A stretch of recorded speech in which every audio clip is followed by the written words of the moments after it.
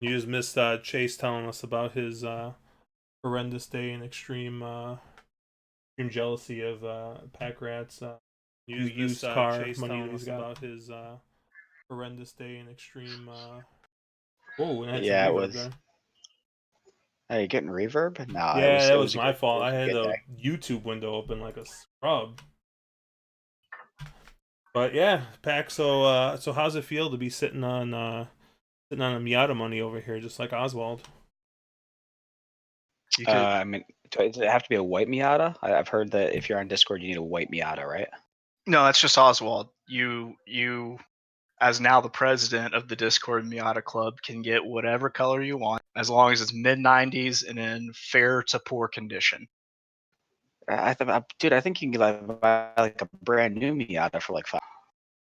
Dude, I don't know if I ever told you, Chase, but when I was in the car with Mark in Saratoga, I feared for my life. I was legit holding on to the whatever the The fucking oh little shit arm handle. thing. Oh yeah, I was just like there, and I was just like sinking into my chair as he's taking these like it's like 35 mile an hour ramps. He's taking them at like 70 miles an hour. I'm like Jesus Christ. And then 35 is just a suggestion. of course, Clamps is in the back seat, like, dude, this is just how we drive out here. I was like, what? Has either one of you ever driven through Atlanta rush hour traffic? Yes, I have. Like 85 miles per hour, bumper to bumper. If one person fucks up, you're all going down. Oh We have God. a we have a road that's called 787. It goes from Troy down to Albany. It's on the right along the Hudson River. And if you drive 90 or 95 miles an hour and you're 6 foot off the person's bumper in front of you, and it's just you have to drive that way. If you leave a car's length, somebody will put a car. Ugh. So So that was the driving minute here from on the wrong lead. So you guys haven't watched this before. Cherry Drank. We got guy on the ground here, and we got the illustrious Saratoga Master Pack Rat, who's going to be completely useless once Kentucky Down starts. But Completely useless. But yeah, I mean, if you can't fade the Frenchies, how do you win money? which so we're gonna go ahead. We're gonna take a look at these before races we coming up jump in, tomorrow. Cherry, So, this is kind of like, having people come out and sing happy birthday to you at a restaurant, but if people who aren't on Discord or watching on YouTube, we gotta congratulate Mark on his excellent day at Saratoga, excellent handicapping, and his Miata. Miata money. I gotta get a Yeah, little picture of it, the it, Miata. Yeah. it was quite the good day. Let's put it that way. So yeah, one of those things where if you have a favorite, or if you have an opinion, build your tickets around your opinion, and you can do great. Well done, sir. So we're gonna take a quick look at some of these graded stakes races here. Maybe take a look at the late pick four as well. Um, that's pretty much just three graded stakes with us on the end. So the prior S race three at Saratoga, 6 furlongs on the dirt. Heck, tell me why break even doesn't just win this for. Well, I think we all got real high on Chancelot on Travers Day, and break even's going to be the same kind of price: 1 to 2, 3 to 5, something. Those kind of odds. If speed holds, which has been a little shaky, but speed holds, break even wins this by open lengths. If it falls apart like what happened to Chance, I think you can get cute here. And I mean, I think break even's a single A. I don't think you use any other B's behind, but I think there's some other horses in here that have that chance that if it does fall apart, can pick up some pieces. You know, Mark, that's kind of how I saw it also and I believe it was before Travers Day. We were taking a look at historically how the track's played on graded stakes days, and what we saw was just how much early speed dominated, and we really got a little glimpse of that on the Saratoga card today. With you mentioned it, we all kind of noticed it. Very deep rail, very tiring rail, and speed really holding on. There were moments today where you would even see horses that were kind of loose on the lead, and you would think, okay, they're about to get caught, and it never could quite happen. So with that being said, I kind of see the prior rest the exact same way. However, I'm not gonna go without some sort of protection, because I will use the 2 um, risky mandate as my loan B. So loan A, loan B, break even, and risky mandate. Yeah, I was gonna not use risky mandate at all. The two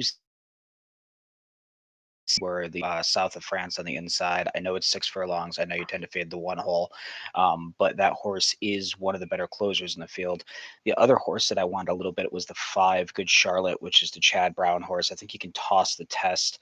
The horse probably doesn't want to go 7 furlongs, was 3 wide in the upper and tired, and that horse is probably the best pure closer in this field. So those are the 2 that I would use as C's to try to get around break even.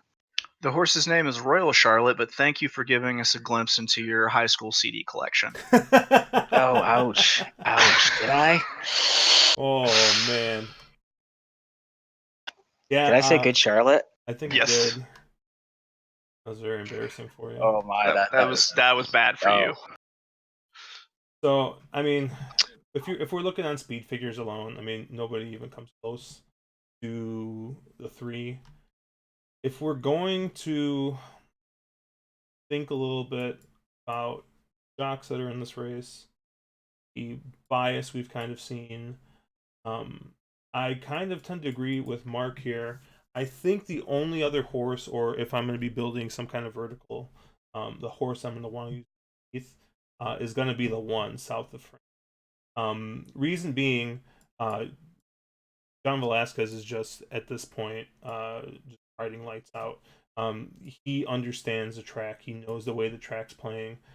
There's been a couple times I forgot the race today, but he was on another rail horse, and I completely threw the horse out because I'm like, it's going to be stuck on the rail, and sure enough, comes from the 4 path and takes it home. So he knows where he's got to place that horse.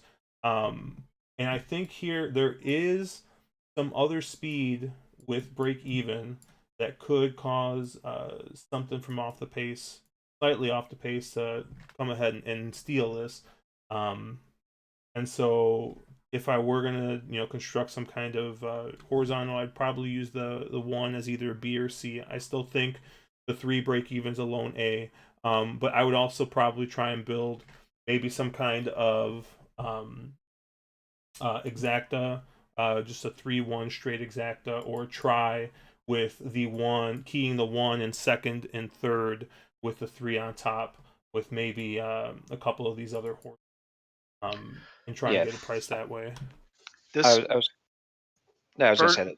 Oh, I was gonna say that really quickly. Sorry, the pace setup that I think Josh is talking about here would be if break curfew, who is on the outside of break even, decides to try to go with break even.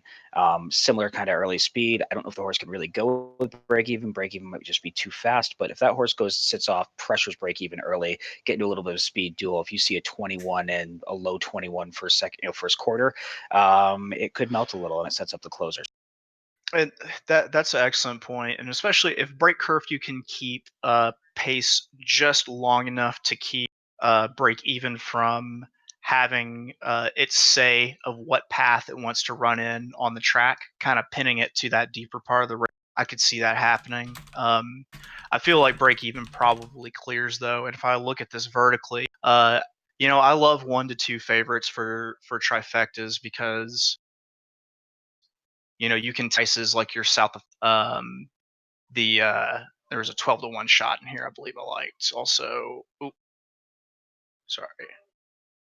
But some of the other later moving horses that have bigger odds, and you can just key that 3 on top and really scale up your trifecta where it's not going to upset your budget for the day, and you can really make a splash with a $5 trifecta, $30 if you get the right prices underneath. I think it's an overlooked way to get the most value out of chalk outside of singling horizontally. Yeah, and I would say I'm more of a horizontal player. So for me, it's going to be trying to build daily doubles that come out of the second race or go into the fourth race using break even as a single. So for me, it'd be the 6-7 out of the second into break even, or break even into probably the 4-5 in the next. Look at what will pays are. If we can get a little bit of value, one implied, you can take that 1-2 shot and really leverage it up. All right, so it sounds like we're all on the 3, with a little bit of 1 underneath. Chase, what else were you looking at here underneath? I was a lone B with number 2, so 3-2. So we have the 3 inside posts with the dead. I'm sure this is not going to come back to bite us at all. Yeah. If only Dwayne. If only Dwayne had a horse. Only if it's an American Pharaoh 2-year-old, you know. Yeah, let's not talk about Travers Day anymore. Okay. That was a Whitney Day. It was also Travers Day, wasn't it? Oh, I did. Yeah, I think it was. Either Yeah, way, there, it there was was just not another one on good. Travers Day. Oh God, I'm glad I slept through that. Yeah. Yeah. Yeah, Dwayne went like from 1-61 to like 2-63 on us, or 3-63 on us. It was not good. So let's let's take a look at race 6 here, the Saranac. I think we started with Ag last. Why don't we go, Guy? Why don't you take this one? All right.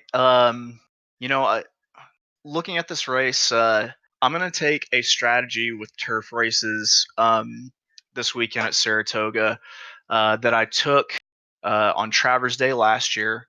That got me just a whole lot of shit from Mark. I'm gonna fade our friend Chip Braun because of how this turf track is playing. What I noticed today with the turf track is they kind of had it mowed down to AstroTurf, and they were, speed was really carrying a lot more than I've noticed throughout the early part of the meet. And I'm not. It's kind of like a George Navarro horse running from off the pace. I'm not a fan of a Chad Brown horse running as the early speed in a race. So I'm looking at number 3, Rinaldi, to maybe get out, control this pace, and walk the dog and just kind of take it gate to wire for James Bond with Jose Ortiz on top. It's a good aggressive jock that will get out there and he'll kind of press that early fraction so that the rest of the crowd doesn't get too comfortable, but he'll still have enough in the tank to really get that horse into a drive and be able to fend off any horses coming late. So I was thinking number 3, Rinaldi, using 2 Bs, the 2 and the 6, Good Governance, and Seismic Wave, with a single C, number 1, Power Player. Yeah, amazingly, you're trying to get away with from what I'm doing, and you pretty much picked exactly what I'm doing. I like Rinaldi on the spot quite a lot. I think I like Good Governance more, but I scratch my head a lot in here at some of the jockey games you have going on. Jose hops on the 3 after he was on others in here the last time out. He was on. No, I guess I lied. He was not on any of the others in here. He ends up on the Good 3. Governance. Or Wrong I'm sorry, he Ortiz. was wrong Ortiz. Yeah, that's a rad. So Jose got ends up on the 3. Saez apparently gets off the 3 to go ride the 1, which was really head scratchy. Rosario stays on the 6, Seismic Wave, and JJ picks up the 5. Johnny V's obviously stays on the 4. So there's a little bit of funny jockiness. I was trying to figure out what was going on in here. For me though, I do like Rinaldi quite a lot. Arguably, the Claverack, Chad Brown, Arad Ortiz combo has been absolutely deadly at Saratoga this year. They're basically winning everything that's not tied down. So I think that horse is super live there as well. And I do like Seismic Wave quite a lot. But I do agree. I think there's a big chance that the 3 can go to the front end, walk the dog here, bunch of closers, and maybe steal this at a little bit of a price. I mean, let me just draw this up for you because I think I've talked about this before, and I'm pretty sure I saw this happen not but 3 hours ago. Right? You got Luis Saez in the front in a turf race on the inner turf. I mean, time and time again, they let Luis Saez get a horse to the front. He just steals it. Um, so I'm kind of with you guys. I'm actually going to fade the 2 here. And most of my play is going to go through the 1 and the 3 here. I'm going to go ahead. I'm going to try and play something that's going to be forwardly placed, and see if there's something that can steal it. I would have liked the 3, I think, more if Saez was actually aboard. Um, so that's kind of moved up the 1 for me a little bit. Not so much that Saez, quote unquote, got off, because who knows what happened. Like, hey, Jose, come ride this horse, or they generally don't. I don't know. You never know what's going on with these jockeys.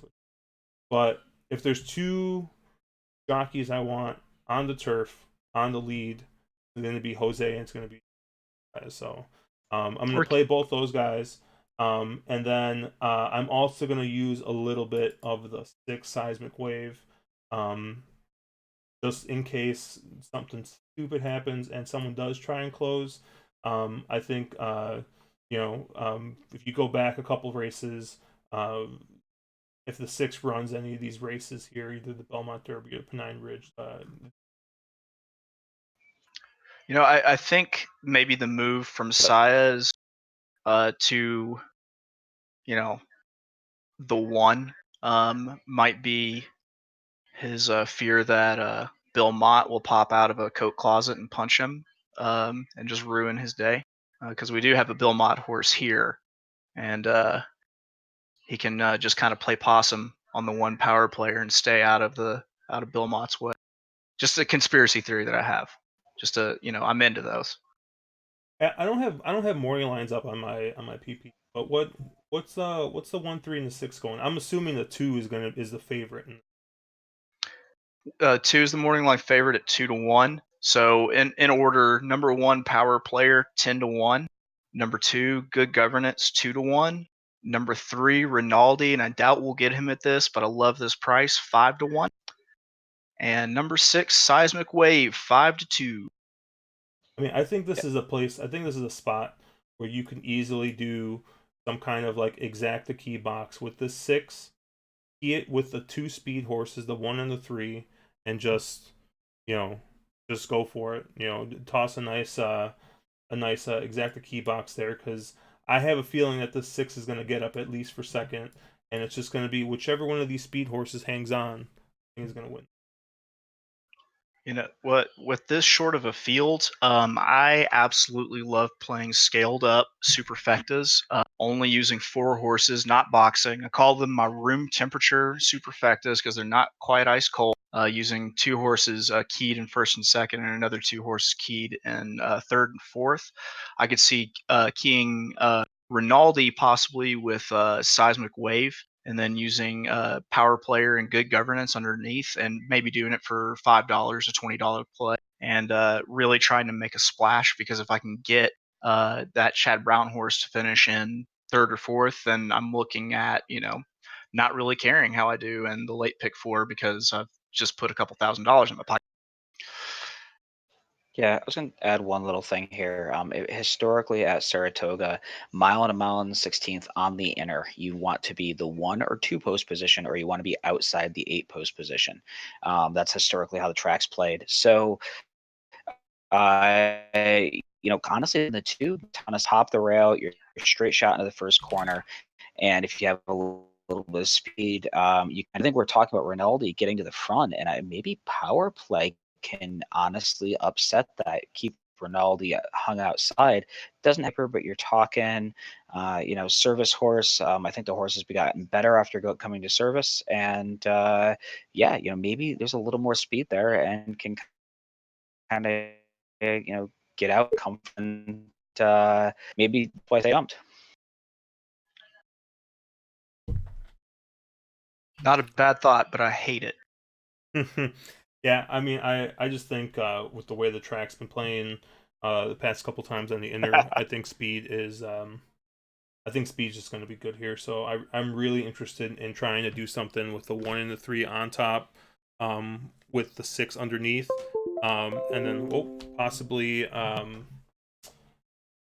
possibly trying to do something with the 6 up top with the 2 speeds under, and just trying to completely fade that Chad Brown, which of course is going to come and ruin Yeah, all I was gonna say, all vertical plays in some way, shape, or form. But I definitely think that, I mean, if I were ranking these, I definitely think that 2 is going to be my fourth choice here, which of course is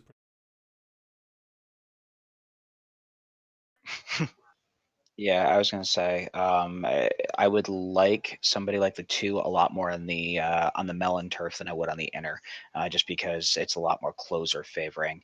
And I would honestly say the same thing about Seismic Wave. The 2 and the 6 are both your closers in here, and I would like them a lot more on the melon with a little longer front straight where they can really deploy that speed. They could roll late. They have much shorter run up on the inner, so I think this does play for those more tactical speed favoring horses, the 1 or the 3. I like them both a lot. I would prefer the 3 a little bit over the 1, though. We've hit that point in the what should always seems we hit in the Saratoga meet, which is when the turf really gets dry and you can really start to see the advantage go to the inner post. And it's not, when I say inner post, it's not always the rail, it's not always the 2, it's the horse that's most inwardly drawn that shows enough speed that can win the race to the rail on the lead. all right. Let's why don't we move on to this late pick 4 here, starting on race 9, allowance race to start this late pick 4. I mean, I'll just go first real quick. I got 3 horses here that I think I'm going to use in varying degrees. Um, I think my top pick is probably going to be this 2, proximity bias. We got Klarovich, Ortiz, Chad Brown. We've heard this story many a time. Um, reason why I like this horse is very lightly raced, and I mean, I always think that a horse's biggest the biggest difference that you're going to see in a horse, the most improvement is going to be between that first race and that third race. So either second or third time out, I always feel real good, especially if I see uh, the buyer figures are close to the rest of the field. I always feel like that horse has got the best chance to just go ahead and jump ahead of everybody else. Um, so I'm gonna go with that lightly race 2 as my top pick. But I'm also gonna want 2 of these outside horses that I know Chase and I talked a little bit about before. The 7, my Roxy Girl with Sai as the board, along with the 11, Take Charge Aubrey. Once again, looking at the speed figures, both of these horses look pretty competitive with what's probably going to be needed to win this race. Um, the one horse that kind of does scare me is the 8 a little bit, but I think I don't know what you guys are thinking here, but the 2, the 7, and 11 are definitely going to be I'm gonna be looking at you here. Yeah, I was gonna say, in this race, if you're looking for a race to spread in the late pick 4, this is probably the race. I think this is one of the more evenly matched races here. But the 2 that I want to focus in on are the 2 and the 3. The 2 horse proximity bias, obviously, I think is one of some of the early speed drawn inside. You're getting a Rad stays on board when he had choice in here and a couple of others. The other one that I find really neat is Arafana, who's definitely more of a closer. Um, Julian Pimentel travels from Laurel up to ride this mount, just this mount on the day. Kelly Rubley, it can be live at Saratoga, and the horse won by 10 lengths, breaking its maiden. And if you read it, it was 5 wide in the turn and ridden out. So the horse got a hand ride and just won for fun. I would imagine that Fig comes back light because of that. This horse probably has a ton of upside from here, Fig wise, and this horse just might be that sneaky lightly raised horse. And I do want to say that the you had mentioned my Roxy Girl, the 7. I sort of want to fade my Roxy Girl. Linda Rice takes over. Arad was up last time out. Arad went elsewhere, and Sayas.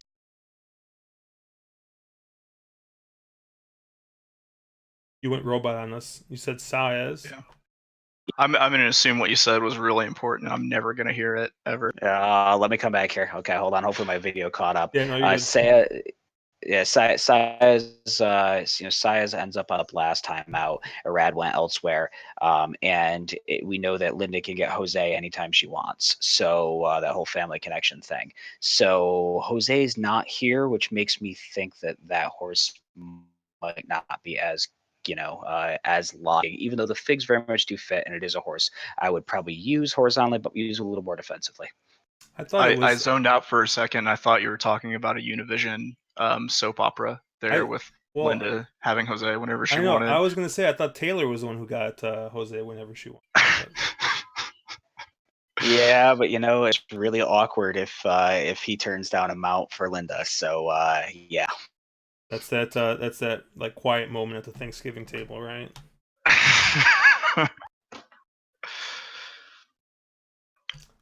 All right, Chase. I know you like some of these outside horses, right?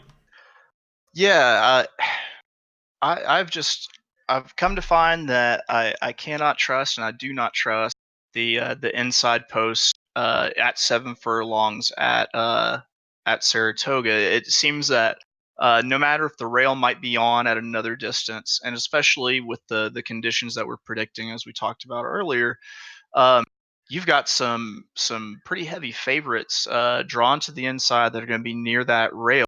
And I've got two horses that I like to the outside that I feel like can really start this pick four off with a bang in the form of number 7, My Roxy Girl, who Josh mentioned, and Marcus Fading. And then I'm about to do my Arkansan at a Olive Garden impression here for the number 10, Brucia Latera, at 12-1. You know, could get out there, could challenge for the lead, or at least sit in the right position to make that middle move, to kind of keep someone pinned on the inside, but also moving up a great part of the track.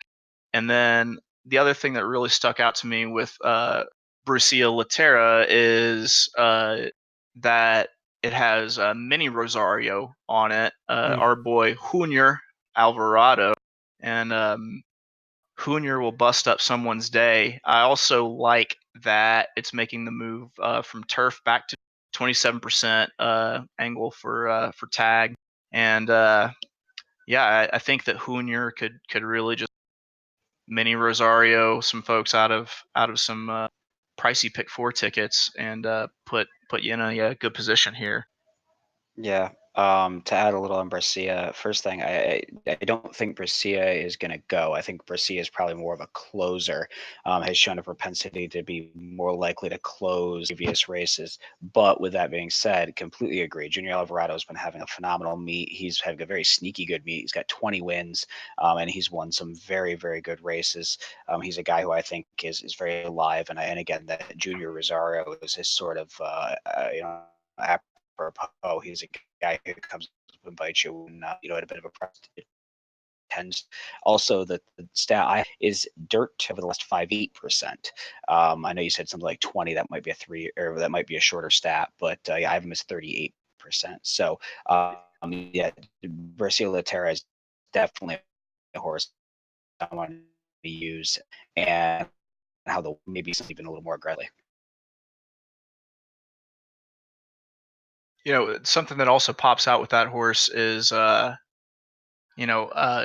races back, last on dirt, we're looking at a Gulfstream race where we had a bad start. It looks like Jose actually went to the whip early on the horse to try to keep it going. It was also coming off of a long layoff from November to February. So you've got that, and then you have a crazy fog race at Aqueduct that's produced some really dirty running lines and some really just ugly, crooked number buyers. And if you throw those out and look back at what it did last year at Saratoga on the 12th of August, 2018, you've got a first race maiden winner as a 2-year-old. And I mean, Pack, we've discussed this before, Pack/Mark, that winning at Saratoga as a 2-year-old is a big deal, especially with your first start. And then a start in the Frizette at Belmont in October off of a long layoff. Underlooked horse because of what I feel like are 2 trouble trips and then a turf start. Yeah, I was going to say, and also if you're keeping, Jaywalk is no slouch, and quite honestly was second to Jaywalk. Yeah, 5 3/4 lengths, but nobody was catching Jaywalk that day, and Jaywalk is an absolute monster. So they fought enough off a maiden win to freaking throw the horse in a G1. And obviously they backed out wrong. There's some layoff lines in there, but I think this horse is probably really sneaky live at a price. I completely agree with both. Sorry, I was asking the chat if anyone likes this Baffert. Looking at Delmar. So let's take a look at this Glen Falls Grade 2 over here. On the inner Glens turf. Falls. Is it Glens Falls? Dude, I was Yeah, I'm looking at the abbreviation which says Glen Falls, okay? So Yeah, multiple Glens, multiple falls. GLENS. Yes, multiple glens and multiple falls. It's a local. You happy? I'm as happy as I get. Hey, we have somebody on Discord who lives in Glens Falls to make sure it's pronounced correctly. Yeah, make sure you get all of your Glens and all of your falls. And all All your of falls. All right, well, all of both. Well, Mr. Glens Falls, why don't you take this one to go first? Oh man, mile and 3/8 along the inner. So what the inside posts here historically have been extremely, extremely. So I think as much as I know we're trying to fade Mr. Brown, I think Fool's Chip. Gold in here makes Chip Braun. Are we Chip Browning him tonight? Yeah, Fool's Yep. Gold makes a lot of sense in here. I think it's kind of one of the logicals, and the other real logical I came up in here with Senator Chip Browns. I think there's a few of them in here. I think there's you don't really need to go super deep here. I think those two to me are the ones that really jump off on paper. I don't want to get too crazy creative here. I think the 8 Knight of England was thrown in here as a rabbit. I think Sayers is going to send. If you look at this horse's 2 back where it ran in the Long Island, that G3 was done the same thing there, sent as a rabbit for a Chad Brown closer. So I think you're going to have honest pace in here, even though it looks like this is a race that doesn't have any pace on paper. I think the 8 really gets sent here. And I really think it sets up some of the, Chad is. Look, I think there's like a timer on your microphone where it's like you talk for like 30 seconds and then you just go quiet. Like your video doesn't stop, you just go silent. It's the weirdest thing. Can we have that surgically implanted and also into his fingers for when he's typing? Well, I love you, Mark. Yeah, I love you guys. You're the best. Leave the throw pillows out for me tonight. Dude, if that 8 had won, I would have gotten you a really comfy couch. So I kind of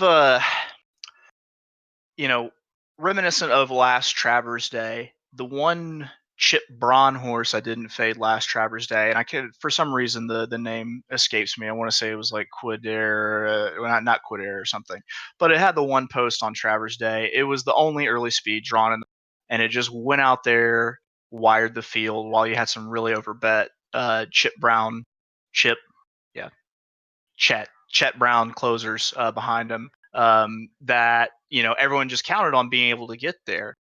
This might be a nightmare scenario for the old Chet Busenberg stable that they send Knight of England as the rabbit and the rabbit just holds, and you've got some pissed off clients elsewhere. I could see Knight of England getting out there on the lead. I'm kind of going back and forth between using, saying Knight of England is definitely my top choice, and using as an A with the other A, the Graham Motion horses, Empress of the Nile, as well as Mississippi. Sorry, Mrs. Sippy, legally married apparently. But I think if you do use Chip today or tomorrow, then you use it Knight of England and you get your other Chad Brown horse price, morning line 12-1. Luis Saez. Yeah, so I don't know if we're gonna end up getting any works on this 5 horse that's shipping over Mississippi, but looking back at her races, one thing that does jump out at me is if you look down 4 races back, Firm Ground won in command. So turned down horse 1 uh, over in France, which has some real great turf racing. I mean, how many French horses have we had shipped over for Chip Brown over here, Chet Brown, and just like completely turn into monsters. Um, if you look at their 2 races this year, they're on slightly wet footing. I mean, there's a heavy race which is just completely drenched, and then Good Fast, which we know over in England compared to here is probably good, maybe even soft, depending on who's rating the turf. Um, but at least to me, it looks like they're shipping this horse over because the horse wants solid ground, fast ground. And if there's something that we can say about the Saratoga turf course right now, is it is fast. So I'm definitely gonna take a shot with this 5. Um, I once again I'm not looking at morning line, so I'm hoping we're gonna get a decent price on this horse with the multiple Chads in this race. Um, there are a couple of Chad Brown horses that I'll probably also use. The 2, sorry, I'm scrolling. Fool's Gold. Use a little bit of him or her, sorry, and a little bit of Santa Monica. So pretty much tossing out Knight of England, and then maybe even a little bit of this 9. Now, the one thing about the 9 that does turn me off a little bit, Santana on the turf, not Santana on the dirt. So a little bit of a question with the jock there compared to the other 3 horses we got here. But my top pick here is definitely going to be this 5, the Rosario Special, with this Grand Motion shipper over here. One, we've kind of talked about it being a jockey game. And one horse that I think I'm just kind of looking at and thinking of, if it's a jockey play and someone who can, maybe steal one just with savvy riding, maybe look at Lady Montdor. At first glance, really kind of looks like cheap speed, but Kendrick has been great riding on the lead on the turf. Not at this distance, however. You know, if you want to make a smart little jockey stab, why not number 7, Lady Montdor?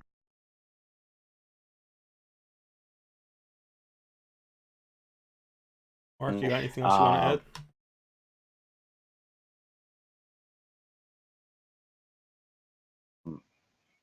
The team a 20 are up, so kept some pretty It's solid the T-Pain remix. company. Yeah, am I still lagging out like crazy? All right, yeah, you're good now. You caught up. All right, let's Yep. start again. Okay, hopefully my talk on Mississippi here. Mississippi was expected to see it was the runner up in the ARC. So been keeping some pretty and yeah, I have no problem with your Mississippi and yeah, she's sort of an interesting in here now that my problem she's interesting. I don't know, 105 time form is 485 buyer. I think there's better in here, but so yeah, she's interesting at the right price. Have we given the A, B's, C's? I mean, I'm 5 as my top pick here. I'm probably going to be something like 5, 2, then as A's, and then 4 and 9. I'm pretty spready here. I'm gonna look at using 1, 5, and 8 as A's. I'm going to take 2 as my single B, and I'm going to take 4 and now the 7 as my C's. Really gonna buy every horse in this race except for the one that's gonna win probably. Yeah, I'm pretty spready in here as well. 2, 4 is A's, and then I'm 5, 8, 9 is B's, and I am really debating.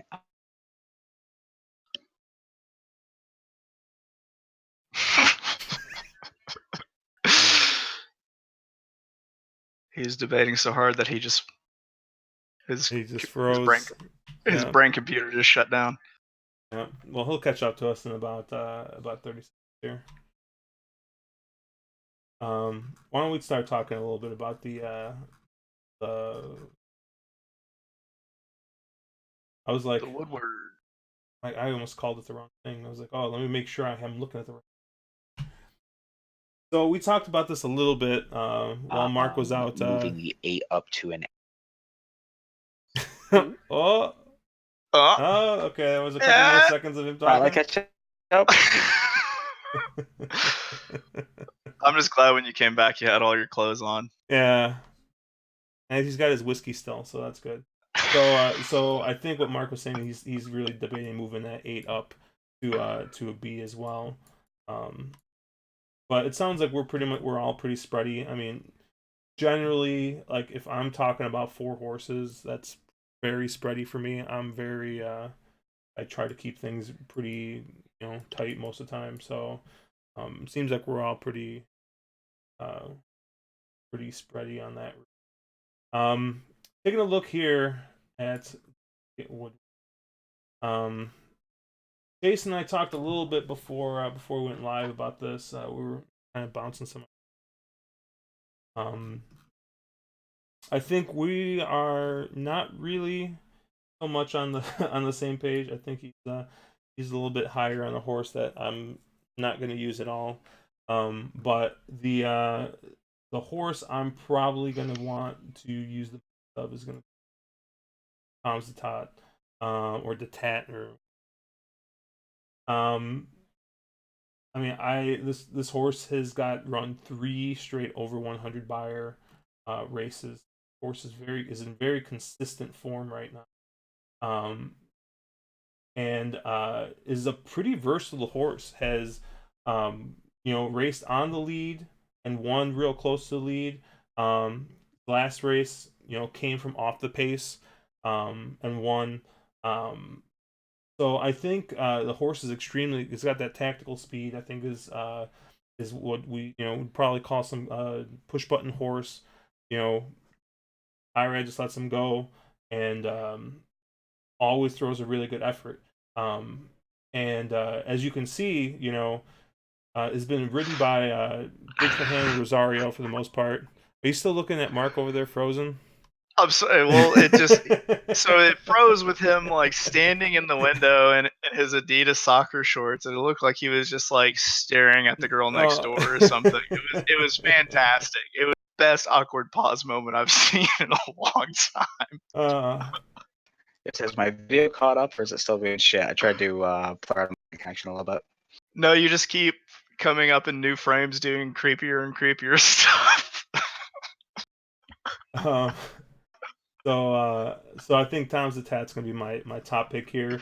But I think what's gonna end up happening is I'm gonna be using him evenly with probably both Vino Rosso and Yoshida here. So reason being is I got to see how this track's playing tomorrow. That they're going to want to speed it up a little bit for this big day, but as we've seen, speed has not been exactly holding that well, especially inside, and I think that there is going to be enough pace here, hopefully, for either Yoshida or Vino Rosso to pick up the pieces. And then, like I said, I feel like Tom's Zatat, depending on how the pace shakes out, if the pace is too hot, he's not going to be a part of that hot pace scenario. He'll sit off. And if the pace is too slow, he'll be right on the lead and is going to fire a good race. So this is going to be one of those places where I'm probably going to want to key this 9 with the 3 and the 7 and like an exacta, um, or some kind of try using those 3 horses in the first 2. Or is Mark, you caught back up? Yeah, you look clear. Hope You look good and clear crop now, back. Mark. You're back. Let's hope this works. Yeah, I was gonna say, I'm similar to Josh. Is horse for course, 3 for 3 across the course. Mile and eighth is right up his wheelhouse. Horse that's been rounding into form, increasing Buyers the last 3 makes just a ton of sense. Obviously Rosario got off to ride Yoshida because of course he did. It's Bill Mott. I get it. Arad, you're getting Arad though. I think the horse will fit him really well. He'll be forwardly placed if not on the lead, and I really, really, really like Tom's Tata a lot in here. The other horse that I want to be using a lot of is the 5 Preservationist. Again, I think a lot of people are going to look back at that Whitney and say the horse was exposed. But if you look at the pace in that Whitney, for some reason they decided they were going to send Preservationist. And to me, that was a terrible, terrible, terrible choice. He ended up on the lead, did not want to be there. He was taken completely out of his normal running style. And I like Preservationist in here quite a lot for the Giant Killer.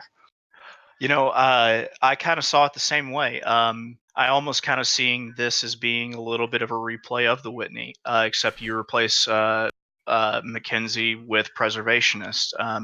I still, I refer back to those numbers we pulled before the Whitney day with how the tracks plays on graded stakes days, and I feel like Preservationist is going to be the horse that going to be, if not on the lead, forwardly placed. It's still going to have enough in the tank to make the move, and you're going to have Yoshida, possibly also Ball Harbor, making a close late and just not really being able to get there because of track condition.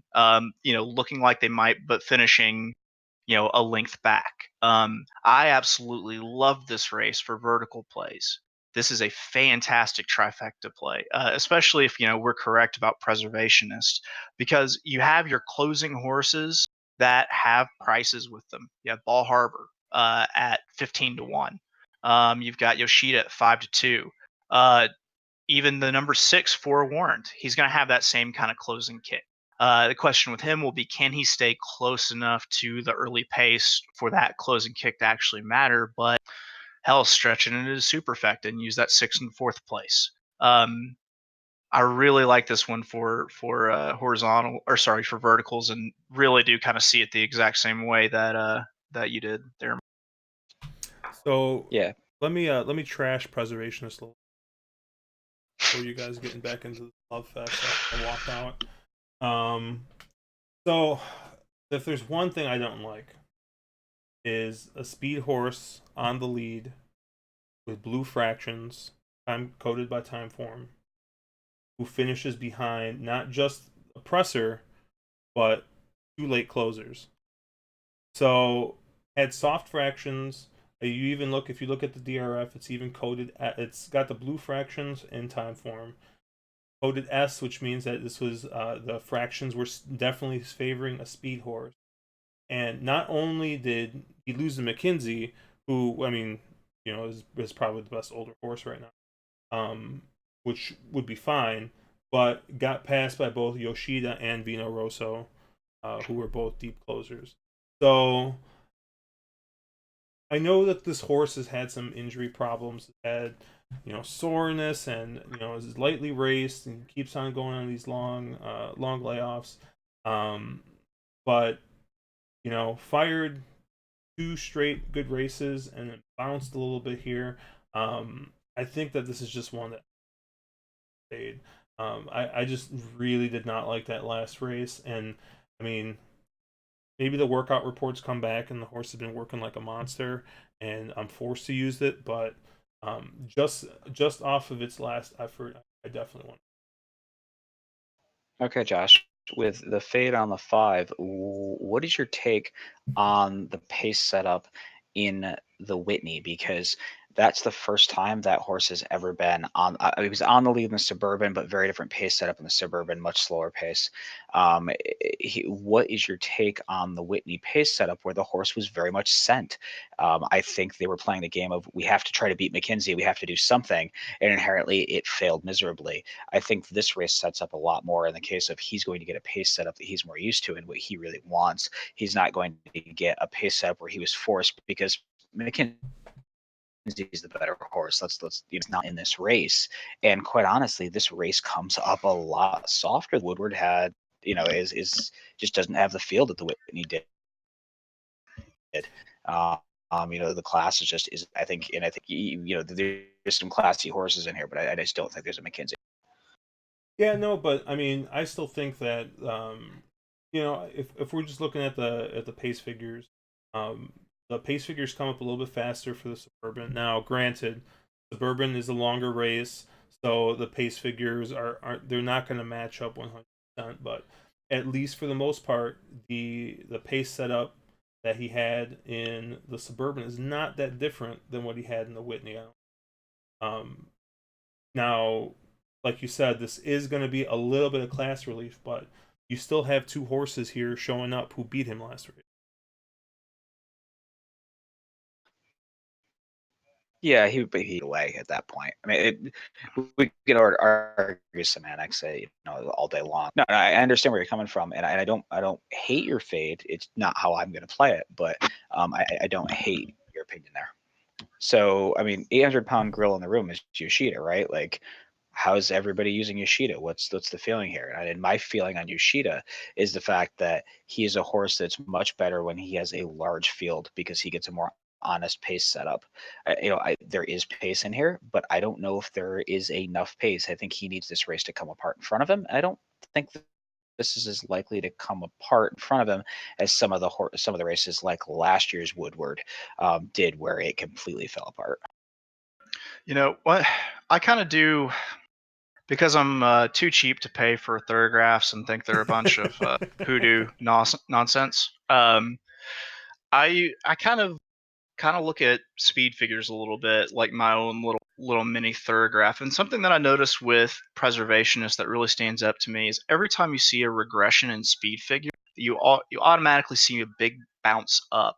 And he's coming off of running a 116 in the Brisnet figure in the Suburban, and he regresses, but he only regresses to a 100 Brisnet speed figure. It's a big move back. However, being up so high, and the fact that he kind of, he's already at a spot where if he bounced a little bit, he didn't bounce far, and his comeback is going to be, top form. I really think that the horse is ready to fire.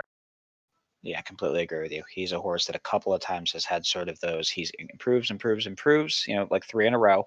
Then he has sort of an off race. He did that through the back half of 2018 into 2019. And that January race in the slop at Aqueduct, he sort of had a regression in form.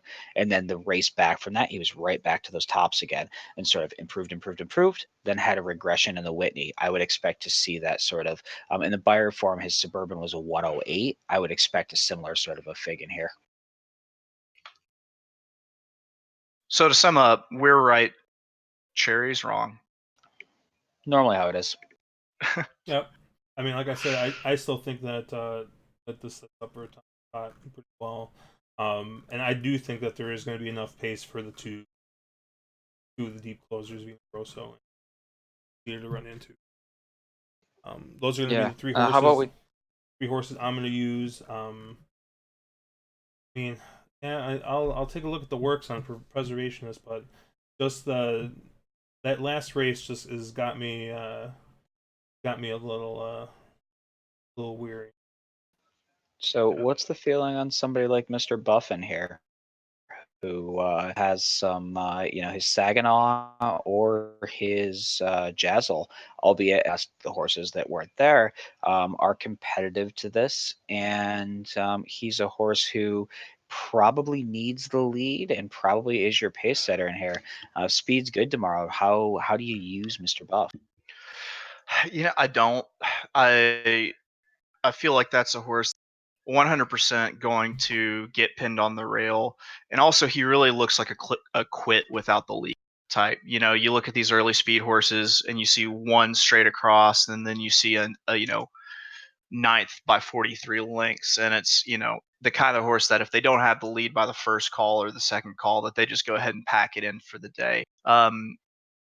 There's enough speed that I feel like even on his best day, he's going to end up on that tiring rail for way too long in this race. And I completely toss Mr. Buck. Yeah, see how I see it, I think he is much faster than everybody else in here. I think the only theoretically go with him is TDT on the outside, but I think what you get is a situation where Mr. Buff pops everybody immediately outside of him, lets him go. Tom's the Toss sits a length off from him, and then he can pick that lane. He can get out from that dead tiring rail. I shouldn't say it's dead. It's probably definitely a tiring rail, though. He can get off the rail. And does he get really brave if he a length on the front end? Now, I'm not saying he wins, but I'm saying is he a horse that at 8-1 can suck up and get a second? He could hang maybe. Especially when I build my vertical tickets. I'm always looking for those kind of hangers and dinkers, the early speed that can hang on and maybe get third or fourth, or that dinker that can maybe just sneak in and have its best effort and hit third or fourth place at 50-1. He could be a hanger. I'll give you that. Horizontally, definitely wouldn't even consider him, but especially if looking deeper than an exacta into a trifecta, superfecta, sure. Yeah, I 100% agree with you. He needs the lead. I mean, if he doesn't make the lead, game over. He's done. Like he needs to break and needs to get the lead. But boy, he does like to visit the winner's circle quite. That's where they keep the flowers and the third wives, where they take the pictures. Yeah, that is. I mean, 10 for 30 lifetime, 2 for 4 at Saratoga. I mean, you can't fault a horse that ends up in the winner's circle every third race. I mean, that's solid. And if you look back at his last, let's say, year and a half, he's he knows how to find the winner's circle. Now this is a shot. They're definitely taking a flyer with him, but I do find him a little interesting. He'll probably end up as a B on my ticket, quite honestly. Yeah, I'll probably still leave him off, but I will definitely put him underneath in a bigger vertical bet. I kind of want to play devil's advocate here with Ball Harbor. You know, just look how this horse just keeps improving. I don't know what the buyer figure is. Puts up a 105 in the Monmouth Cup. Runs second to War Story. Beats out Coal Front for place. Had Money Mike Smith on him there. Been getting Jersey Joe Bravo as his mount at Monmouth, which you can't really do much better than. So I mean, he was definitely the big horse at Monmouth. It's a Pletcher horse, and so I always think of a Pletcher horse in my head about 15 lengths, in the lead. But it's a Pletcher horse that likes to run from behind and just steadily improving. I don't believe has cashed in a graded stakes race yet, but say the pace scenario that we keep laying out with Preservationist leading the way, or a Mr. Buff going out there and really just burning up some of these early speed horses on the front end. I feel like Ball Harbor is your price horse that could really blow it up.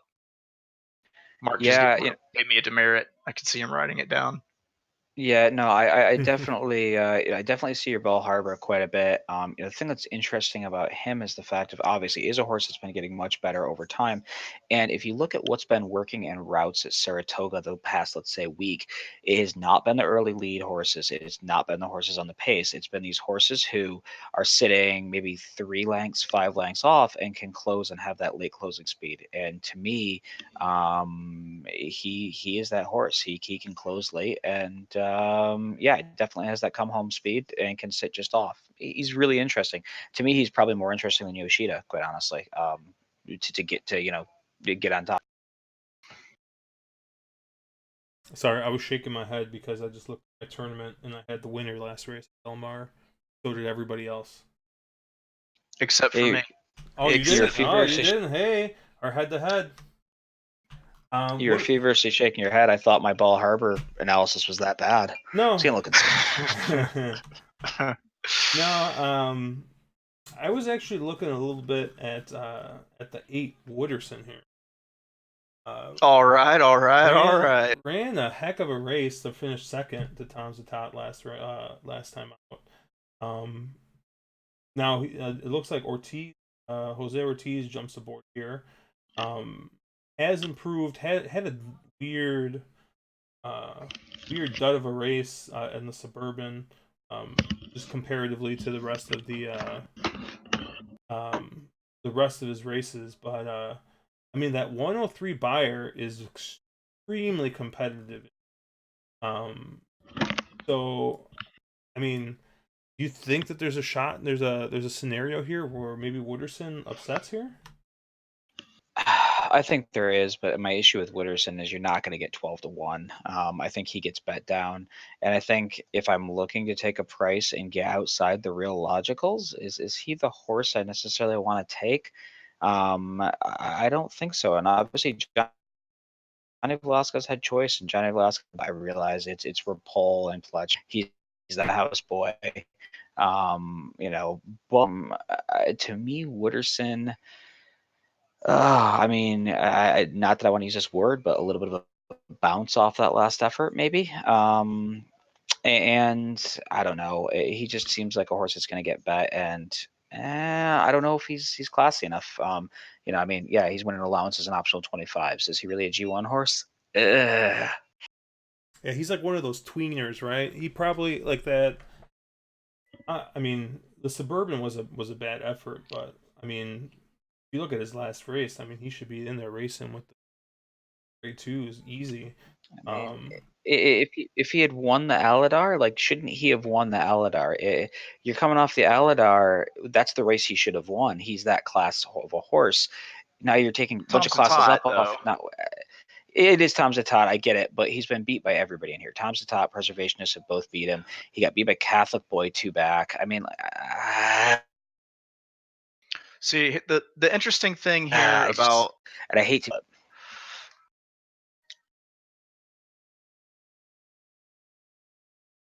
Okay, the interesting thing to me about Wooderson is that what he really likes about 3-year-old fillies is that he keeps getting older, and the 3-year-old fillies stay the same age. Yes, sir. Yeah, I wow, did it. you really had to fit that one in, huh? I did. I did. Yeah. I got a spring in my step when I thought of it. I had to go run off to to another room because I was so giddy. Yeah, I tend to actually agree with Mark. I think that um he's going to regress from his last effort. If you look at his buyer pattern, whenever it seems like he hits some kind of peak, that next race he always regresses a little bit. Came back off that layoff, that 94, 95, regressed a little bit. He's hit that 103. I mean, there's a chance that he, to use a Durograph term, there's a chance maybe he pairs with like 100 or something here. But I think that these other horses are going to fire much better. So Yeah, um, 100 doesn't win this. This doesn't get won with 100. You need probably a 105 to take this. I would assume. I just don't think he has that in him. He would actually need to, in Thorograph terms, he would actually need to race. I don't know what he came back and we agree with Mark. in TG. Do we want to So look at? But who are your ABCs here? Because I can give mine real quick. Yeah, go I went for it. single A preservationist. Took 2 Bs in the form Ball Harbor and the 7 Yoshida, and then I took 3 and 9 as my Cs. I kind of feel, even though I really like preservationist, I do feel like I need to go deeper in my B and C portions of the ticket. Yeah, and I'll probably yeah, use the 3 horses I have evenly, the 3, the 7, the 9. But if I were to do structure a little bit more AB, I think that I would probably do my 9 as my lone A with the 3 and the 7 underneath. Yeah, I have it preservationist and Tom's d'etat on top. I want a little bit of Mr. Buff, a little bit of Ball Harbor, a little Yoshida as B's, probably all. Try to keep it front ended and maybe in case here. All right. Do we want to take a look at this 12th maiden race? Do we have? I don't know if the workout reports are out yet. I'm not seeing works out yet, so it's going to be a little bit hard. I mean, I can tell you where I ended up pre-work, unless there's a monster. Maybe we can hit it after we have works before we jump into Kentucky Downs, where Cherry and I are kings tomorrow. Tomorrow, and especially what's sad is I kind of think that your Wi-Fi is going to be better at Saratoga for streaming. Yeah, it'll probably be better on Naira Wi-Fi than it will be at my house. Yeah, I do agree. I mean, real quick here on this 12th race, I mean, it's kind of actually really hard to look past this 8. This 8 should win this race. If this 8 doesn't win, I don't know. I don't know what the next step is. I mean, it's fired 2 winning races.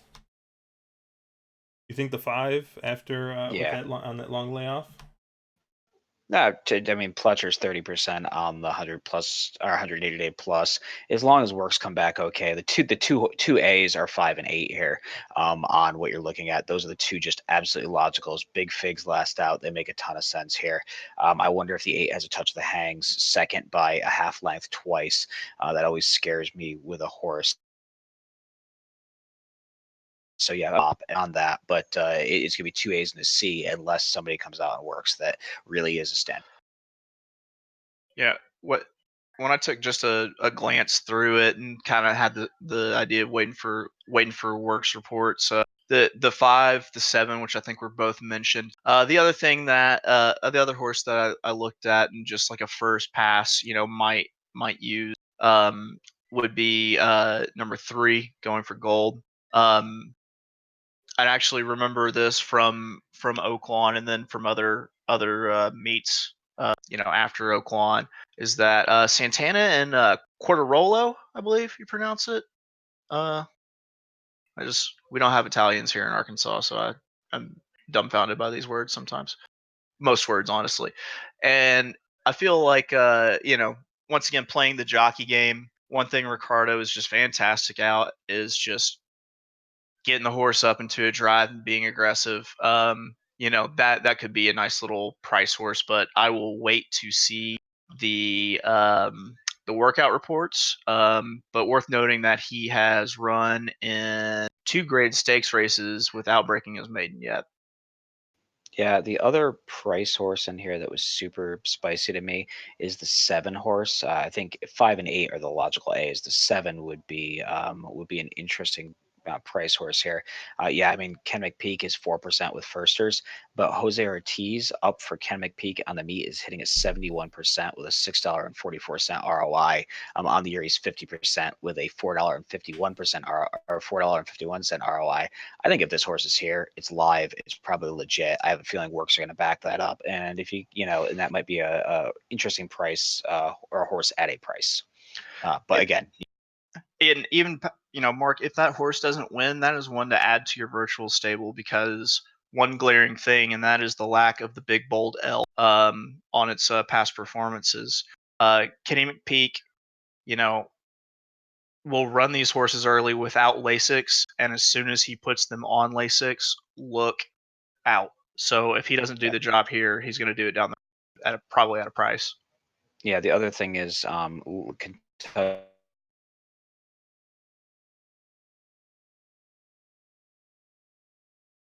still has bonus money without the Lasix. So that could be a horse you throw in your virtual stable as this is a prep for Keeneland.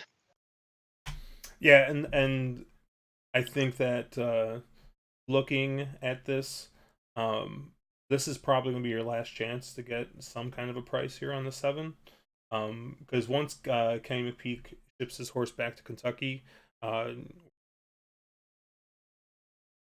I'm going to tell you right now where you're going to see this horse next, even if it doesn't win. Was it is it the Pocahontas at Churchill Downs 2-year-old filly race, or is it the Iroquois? I can't remember. I think it's the Iroquois fall. I Iroquois. think Pocahontas under the. Yeah. No, that's a horse I could easily see running in the Iroquois, and being put on first time Lasix for that race. Fantasy for the Iroquois. Mark it As I down. said, this is a Brazilian bred horse who's been shipped to the States. They obviously saw something, and it was a private purchase by seeing a jet outlet, forestry out of a smart strike. The pedigree's there. Yep. It's an interesting horse, real interesting, at a pretty monstrous price on the board. If the works back it up, this might be the time, or this could be a prep.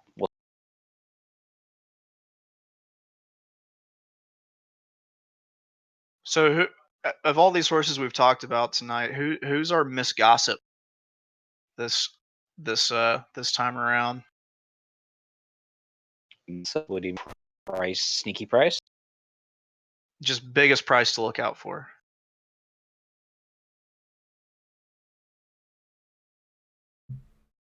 Yeah, I would honestly think, because it would screw up the most horizontals, probably Ball Harbor in the previous race. I like your logic around that horse. I think the horse has a chance of really stepping up. And the thing is, if that horse wins, it destroys every horizontal. It's going to just absolutely blow people apart. So I tend to be more of a horizontal guy. So, dude, keep your day job. But yeah, no, I think You can't see the bottom half, dude. Don't do that to me.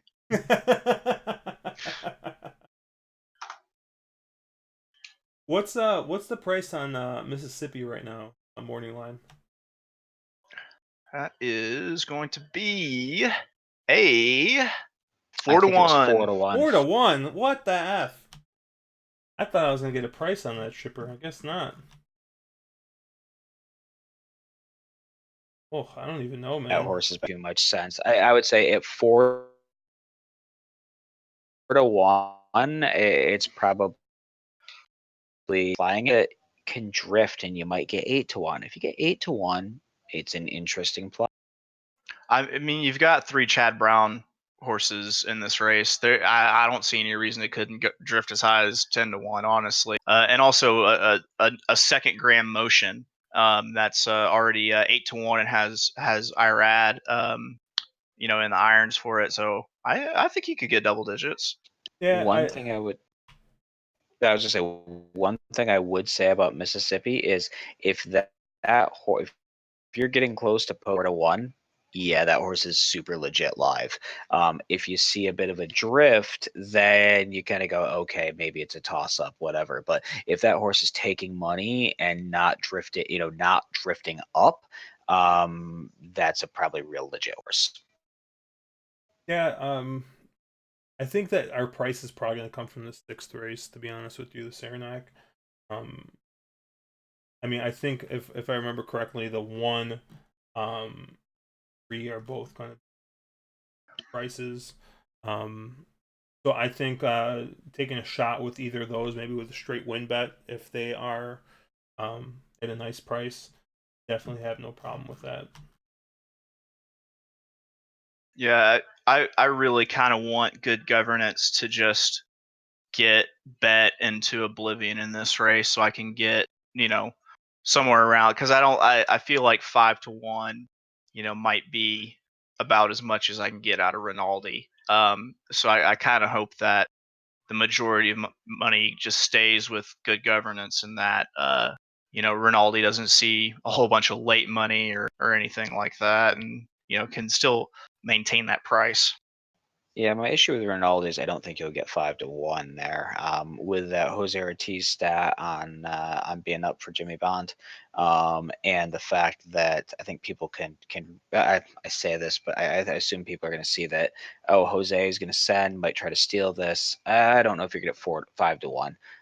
If you do, I think at 5-1, that's value right there. Yeah, most definitely.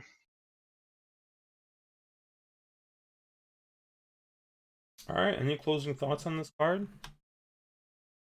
I think this is kind of card where find an opinion, find something around it. I think you can find some value in here. I think there's some prices that are the horses that are a bit pricey. Make a lot of sense. 5 on one that feels like you need to be 10 deep, and I think it's a pretty cool sequence. Yeah, I would agree that this late pick 4 really is a pretty cool sequence. I can totally see this thing chalking out. I can totally see this thing blowing up. Really kind of similar to the last stream I was on with Whitney Day. Like there are some prices out there that I think you could definitely get, and then there are some horses that easily beat you back to back to back to back, and kind of knock those prices down. I personally think it blows up just because of the amount of square money on the track. So I think I said it last time. I'll say it this time again. Don't be afraid to take that shot, because that shot could be your life-changing score. A Miata, if you say so. Yeah. Could be a midlife changing score. let's be serious. I'm very close to the end. We don't have a high life expectancy down here. Do you have all your teeth though? Mm. The beard covers Oh, some wow. of them, but I swear they're there. Wow, you're doing good. You're doing Scott wearing good. shoes. You're doing good. He's giving you crap about your teeth, yet this guy can't get good internet out there. Yeah, how about next time you break into a public library and utilize their Wi-Fi? Yep, as he freezes in place. Well, I guess this is a good place to stop. Yeah. Good luck everybody tomorrow. Mark, hopefully you send some of that luck our way, and you leave some of that money at the track, so Guy and I can recoup some losses that we've had. Because this tournament I'm in is definitely not working out with either Guy's picks or my picks, so. I was just saying, this recoup from some money from what you didn't play today, even though you had a very similar opinion. Yeah, that hurt. That's just mean, man. All right.